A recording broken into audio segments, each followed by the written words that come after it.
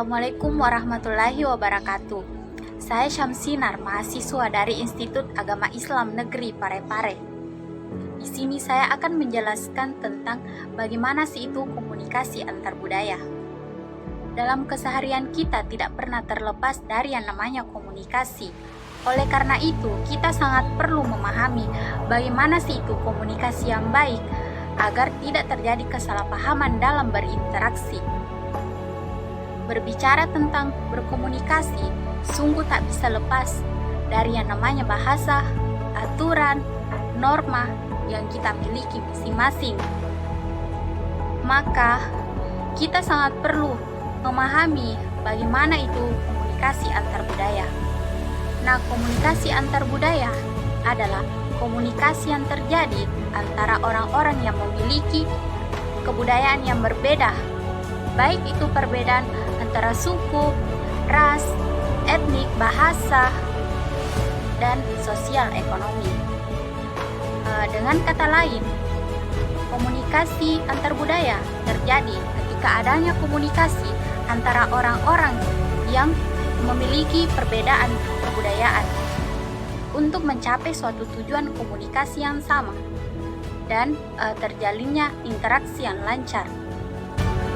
Salah satu manfaat komunikasi antar budaya adalah dengan memahami komunikasi antar budaya, maka akan mengatasi hambatan-hambatan budaya yang berhubungan dengan orang lain, sehingga kita bisa mendapat penghargaan bagi kebutuhan, aspirasi, perasaan, dan masalah manusia. Nah, salah satu tujuan dari komunikasi antar budaya yaitu untuk mengurangi tingkat ketidakpastian dan sebagai alat efektivitas komunikasi, agar informasi yang disampaikan mudah dimengerti secara efektif. Pentingnya memahami komunikasi antar budaya karena kita dapat belajar bagaimana berinteraksi dan berkomunikasi dengan orang lain secara lebih baik. Jika tidak, maka akan menimbulkan suatu hambatan. Seperti misalnya, kesalahpahaman yang terjadi antara orang-orang yang berlatar belakang budaya yang berbeda, sehingga nilai-nilai serta keyakinan yang dianut pun akan berbeda pula. Keadaan ini dapat menyebabkan kecemasan dan ketidakpastian, sehingga menimbulkan kesalahpahaman.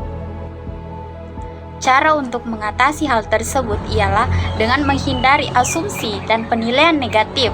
Dalam artian, kita tidak boleh mengasumsikan orang lain akan bertindak dengan cara yang sama atau menerapkan nilai, keyakinan, bahasa, ataupun simbol yang sama dengan kita. Selain itu, hendaknya kita juga menghindari memberikan penilaian tanpa mengetahui atau memahami apa yang terjadi. Selain cara tersebut, kita juga perlu menyadari, mengakui, dan menghargai perbedaan. Hal ini penting karena pada dasarnya setiap manusia itu diciptakan secara berbeda-beda. Tidak ada seorang pun yang mampu menolak kapan dan di mana ia dilahirkan, agama apa yang ia anut, latar belakang budayanya seperti apa, dan lain sebagainya. Perbedaan semacam ini hendaknya dijadikan sebagai alasan untuk terus membina hubungan yang baik dan bukan menjadikannya sebagai alasan untuk menghakimi orang lain. Sehingga dapat ditarik kesimpulan bahwa sebagai bagian dari budaya yang berbeda, maka kita seharusnya saling menghargai satu sama lain dan saling mempelajari antara satu budaya dengan budaya yang lainnya, agar dapat tercipta sikap toleransi terhadap perbedaan yang bahkan terkadang sangat mendalam. Dan komunikasi antar budaya ini merupakan komunikasi yang terjadi ketika dua orang atau lebih sedang proses berkomunikasi untuk mencapai pemahaman maupun pengertian yang terjadi di antara halayak yang berbeda kebudayaan.